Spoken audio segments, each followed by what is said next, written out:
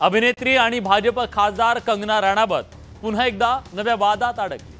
दिल्लीच्या सीमेवर झालेल्या शेतकरी आंदोलनामध्ये बलात्कार झाल्याचं वादग्रस्त वक्तव्य कंगनाने केलं। तसंच बांगलादेश सारखी परिस्थिती निर्माण करण्याचा कट होता असाही आरोप तिने केला। त्यामुळे नवा वाद सुरू झाला।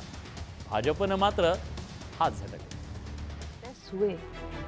वहां पे लाशें लटकी थी, वहां पे रेप हो रहे थे।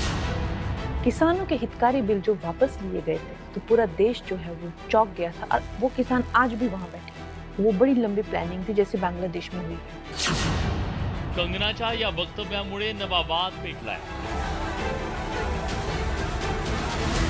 दिल्लीच्या सीमेवर झालेल्या शेतकरी आंदोलनादरम्यान हत्या बलात्कार झाल्याचा आरोप कंगनाने केला।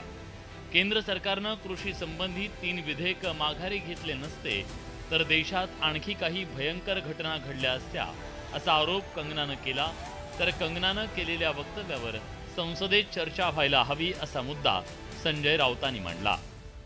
हे जे वक्तव्य आहे शेतकरी आंदोलनामध्ये महिलांवर अत्याचार झाले असं म्हणते ना ती, त्या बलात्कार झाले, याची चौकशी व्हायला पाहिजे आणि पोलिसांनी कंगना राणावतचं रिसर्च स्टेटमेंट घेतलं पाहिजे आणि त्या स्टेटमेंटवरती आम्ही मग पार्लमेंटला चर्चा करू। कंगना राणावत करत असलेली वक्तव्य स्वातंत्र्य युद्ध आणि शेतकरी आंदोलनांना बदनाम करण्याचे सुनियोजित षडयंत्र असल्याचा आरोप शेतकरी नेते डॉक्टर अजित नवलेंनी केलाय। संबंध शेतकरी आंदोलन आणि स्वातंत्र्य युद्ध बदनाम करण्याचा डाव काही शक्ती सातत्यपूर्ण आखतायत। त्या रणनीतीचा भाग म्हणून ही वक्तव्य अशा प्रकारच्या माणसांच्या तोंडी घातली जात आहे ज्या शक्ती कंगना राणावतच्या मागे आहेत।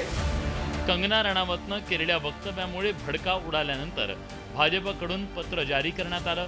कंगनाच्या वक्तव्याशी पक्षाचा संबंध नसून ते तिचं व्यक्तिगत मत असल्याची भूमिका भाजपने घेतली। एकंदरीत कंगनाच्या वक्तव्यामुळे विरोधकांच्या हाती आयता मुद्दा मिळाला असून भाजपवर बॅकफूटवर जाण्याची वेळ आली आहे। Bureau report, news 18 Lokmat.